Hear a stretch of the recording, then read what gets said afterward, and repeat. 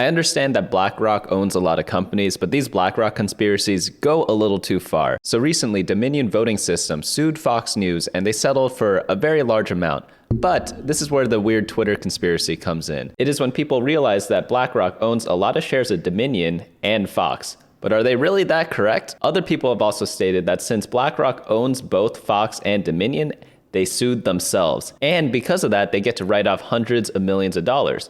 However, if you sue yourself, you're literally paying a lawyer to sue yourself, and that cost, yes, you can write it off, but it's still money lost. And just because you could reduce your taxes, overall you still lose money. So let's get into a hypothetical example. Let's say I own two companies, and both companies make $50 each, totaling to $100 of income for me per year. And let's pretend I get taxed 25% for that income. Now let's add on legal fees because I'm suing myself with these two companies, and then company A sues company B, and I pay a lawyer $60 for their services. Now my total income from both these companies combined is going to be $40, and I'm just going to get taxed $10 instead of $25, saving me $15, right? However, I lost $60 because I paid a lawyer. I don't think people actually know how write-offs work. Then for the proceeds from the settlement, it's just company A paying company B, or vice versa, depending on who sued who. So yeah, one company does lose money, but then the other company makes that same money. Now there's some other conspiracies of this is just a way to get Tucker Carlson fired.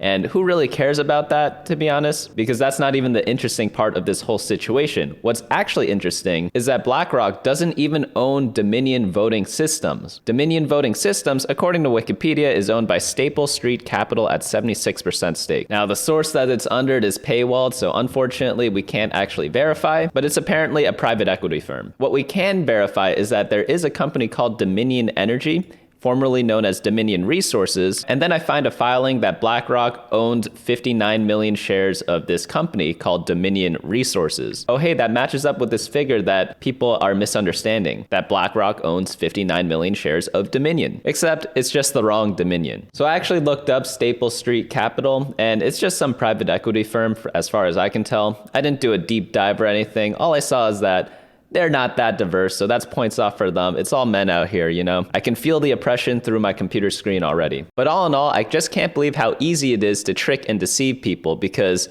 people just blindly believe this false narrative that BlackRock owns literally everything. And yeah, I get it. They do own a lot of things. And could they be doing shady stuff? Of course they could be. But at the end of the day, they just don't own Dominion Voting Systems, and the whole write-off thing doesn't make any sense at all. Like, I don't know if these accounts are like trolling and just making it up just to get people to react to it or something like that, or if they are legitimately that dumb. I think they are legitimately that dumb. I know some accounts that do fake stuff or like stupid stuff on purpose to get attention or whatever, and normally I can kind of figure it out, but this one I actually think that they don't actually know. This is another hilarious one, because this one is coming from someone named Dr. Simon Godek. So this person's apparently a doctor, PhD in biotechnology, but they still can't like verify their stuff. So just very interesting things. Let's go on into the next thing. Some people think that BlackRock controls all of Fox, and because of that, they're able to hire or fire whoever they want.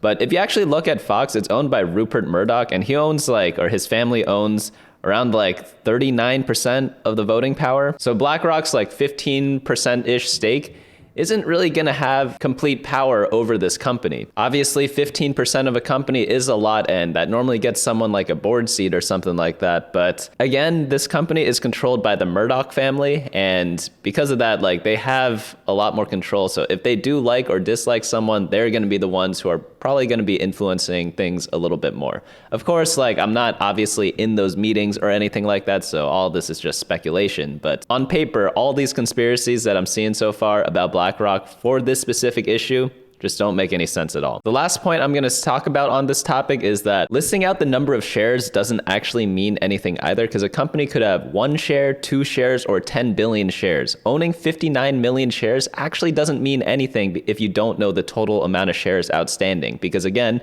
59 million could be the entire company, or it could be 0.1% of the company. So that's another thing that people should probably point out. They should say oh, BlackRock owns this percent of Dominion and this percent of Fox. But Just listing the amount of shares doesn't actually say anything unless you are intimate with the company and know the number of their total shares outstanding. That also doesn't indicate how much voting power each of those shares have, because there are a lot of companies that have certain shares with special voting rights. Because of that, ownership doesn't mean you have a say in the company. If you guys have any comments or interesting thoughts about this, let me know down in the comments below. And if you saw something stupid on the internet as well, feel free to share with everyone else there too. But that's gonna be it. I'll see you all later.